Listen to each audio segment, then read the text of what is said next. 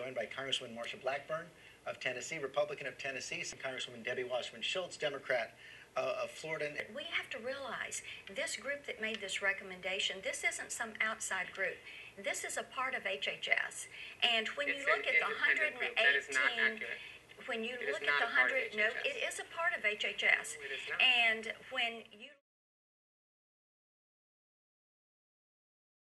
actual link comes, and I'll read it for you. In section 2301, it says, all recommendations of the Preventive Services Task Force, that's the group that did the mammograms, and the Task Force on Community Preventive Services as in existence on the day before the date of the enactment of this act shall be considered to be recommendations of the Task Force on Clinical Preventive Services. The point is that the guidelines they become the law.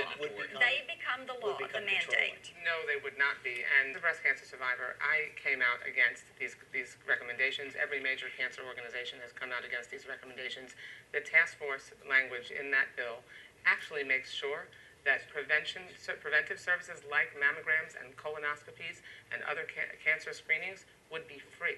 The task force recommendations, the language in the bill ensures that more women would get access to preventive screening. Excuse me for a second. That is true, but let me clarify a little bit, because under the bill, and we have the language as well, it says that a group health plan and health insurance issue offering a group shall provide coverage, but only under if the Preventive Services Task Force rates it as an A or B. That's right. And actually, under the task force, they said that these mammograms for women 40 to 50 is rated C, so they actually wouldn't be covered. So you'd have a great expansion for a broad part of the population, but actually these guidelines would be controlling for ages 40 to 50.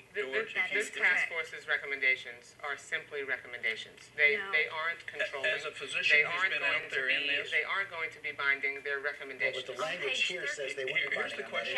Here's the question we ought to be asking. Do these recommendations make sense from a cost standpoint?